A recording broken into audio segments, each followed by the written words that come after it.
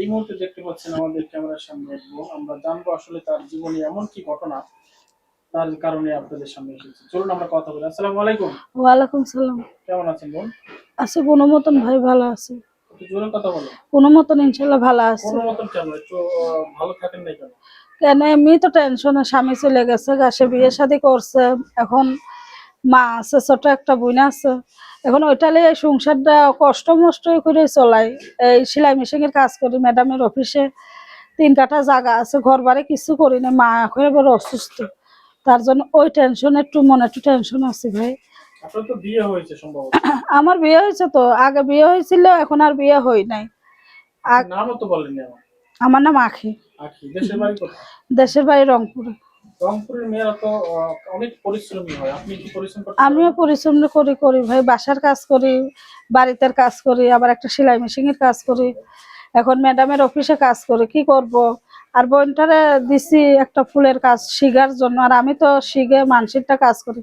এখন পর্যন্ত একটা সেলাই মেশিনই কিনতে পারিনি। তো এখন আমি দর্শকের সামনে আইছি ভাই, খুব কষ্ট করে আইছি। এই যে রোজা আসতেছে, ইনশাল্লাহ এই যে বাড়িতে বসে রোজা করব। সে যদি আমার পাশে দাঁড়ায়, আমার একটু কিছু হেল্প সহযোগিতা করে, আমিও তাদের সঙ্গে কথাবার্তা করব। মাটা অসুস্থ করে, মার জন্য একটু দোয়া দুরুজ কইরো। মাটা অসুস্থ, ডাক্তার কবিরাজ অনেক কিছু বলছে, তার জন্য একটু কষ্ট টেনশনে আছে। তার জন্য আজকে আমি এই ভিডিওটা আইছি। রোজা আসতেছে, ইনশাল্লাহ রোজা থাকবো, তারপরে নামাজ পড়বো। তারপরও যেটুকু আল্লাহ পড়া ওইটুকুই পড়বো, কেননা মানুষের ওখানে সেলাই মেশিনের কাজ করি। সে যদি আমার বন্ধু হিসেবে কথা বলে, তার সঙ্গে যোগাযোগ করব, কথাবার্তা করব। সে যদি আমার বিয়ে শাদী করে, আমিও তার কাছে বিয়ে শাদী বসবো। আমার অতীত জেনে, আমার সবকিছু জানার পরে, আমার বিয়ে হয়েছিল, একটা ছেলে আছে, তার বাবা নিয়ে চলে গেছে।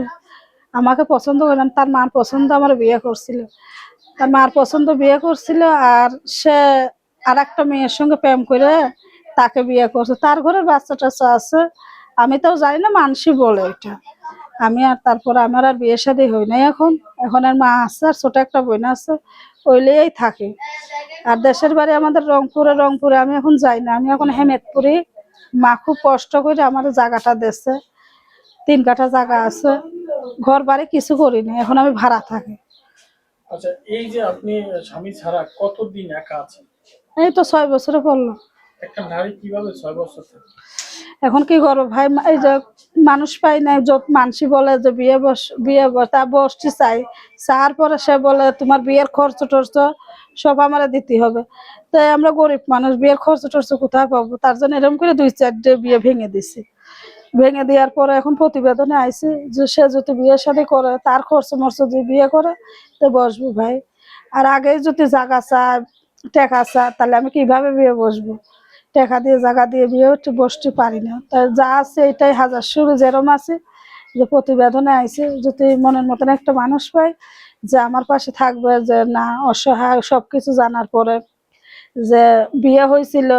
এটা তো লুকোচুরির খেলা না ভাই, বিয়ে হয়েছে, একটা ছেলে আছে, তার বাবা নিয়ে গেছে, তারা ভারতে থাকে। বুঝছো, তার সঙ্গে আমার পরিচয় তো নাই, যোগাযোগও নাই, কিছুও নাই। এখন আমি চাই যে একটা সুন্দর মনের মানুষ, সে যেমনই হোক, সে বয়স্ক হোক কি বিয়ে হোক কি না হোক, সেটা আমার দেখার নাই। তার ফ্যামিলি থাক, ফ্যামিলির সংসার চালাক, তারপরেও যদি আমার বিয়ের সাথে, তাতে আমিও রাজি আছি। আচ্ছা, আপনি এই যে 5টি বছর স্বামীকে ছাড়া, এর মাঝে কেউ আসেনি কেন? না ভাই, এসেছিল ওই যে বললাম, টাকা চা, যৌতুক চা, বিয়ের খরচ পাতে আমারই দিতে লাগবে, তার জন্য আমি বসি নাই। যে বলে যে তোমার খরচ পাতি দিয়ে বিয়ে করো, তোমাদের অনুষ্ঠান করে বিয়ে করো। তা আমি গরিব মানুষ, আমি খরচ পাতি কই পাবো? তা আমি যতক্ষণে সেলাই মেশিনের কাজ করি সেতক্ষণে খাই। এখন এই অবস্থাতে দাঁড়াইছি, মাটা অসুস্থ, খুব অসুস্থ, কিছু টাকা পয়সারও দরকার। তার জন্য টেনশনে এমনি শরীরটা ভালো না। এখন সামনে রোজা আসতেছে, এখন আমি চাই যে দর্শক ভাইদের কাছে চাই যে সব মানুষ তো সমান না, ভালো মন্দ সবার ভিতরে আছে, ভালো আছে মন্দ আছে। তারপরে যাচাই বাছাই করে, কথাবার্তা করে, যে পাশে থাকবে, যে না আখি আমি বিয়ে করব, আমি বিয়ে শাদী করব, তুমি যদি আমার পাশে থাকো, তা আমিও তোমার পাশে থাকবো।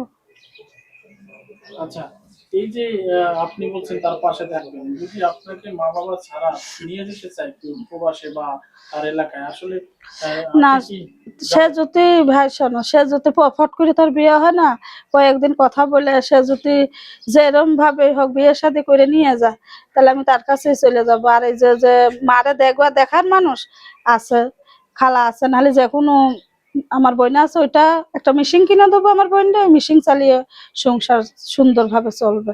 তো সারা জীবন কি বাপ মার বাড়ি থাকবো, স্বামীর বাড়িই তো থাকবো। আচ্ছা, এখন আসলে আপনি কি চাচ্ছেন একটু যদি বলেন। এখন সে যদি যে কতজন আছে ভাই, বউ আছে, বাচ্চা আছে, ফোন দেবে, সে তারা কথাবার্তা বলবে, তো কথাবার্তা বলবে, কথা ফট করে তার বিয়ে শাদী হয় না। কতজনে বলে আগে বিয়ে করব, তারপরে তোমার পাশে দাঁড়াবো, তোমার মতো তুমি থাকবে, আমার মতন আমি থাকবো। সে এখন আমার যদি ঠিক হয় যে হ্যাঁ আখি তোমার আমি সুন্দরভাবে রাখবো, তোমার জায়গা তুমি থাকো, আমার জায়গা আমি থাকি, তাও হইব। আর যে সে যদি বলে কোনো মাধ্যমে বিয়ে শাদী করবো, যে এই দেশ থেকেই বলে, তারপরেও বিয়ে বসবো, তার বাচ্চা থাক, ফ্যামিলি থাক, কোনো অসুবিধা নেই। আচ্ছা, আপনার সাথে যোগাযোগ করবে কিভাবে, আপনি একটু নাম্বারটা যদি দেন। আমার নাম্বার আছে ভাই, এই আমরা যে নাম্বারটা বলে দিচ্ছি। এই বোনের সাথে যোগাযোগ করতে হলে এই নাম্বারে যোগাযোগ করবেন, 01402113751, লাস্ট 51। হুম। দর্শক, এই নাম্বারটা যোগাযোগ করলে আপনি এই বোনের সাথে পেয়ে যাবেন। ছলনা করবেন না তো।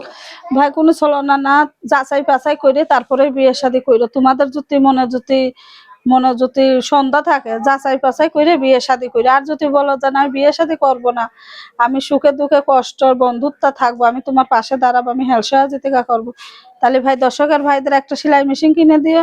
আমি 5 ওয়াক্ত নামাজ পড়বো, এই যে রোজা আসতেছে, বাড়িতে বসে থাকবো, আমি কাজ বাজার যাবো না, তাহলে আমি ঠিক মতন নামাজ পড়তে পারবো, বাড়িতে বসে থাকতে পারবো। মাটা অসুস্থ, চিকিৎসা পাতিটা একটু ভালো মতন চলবে, গেলবো না।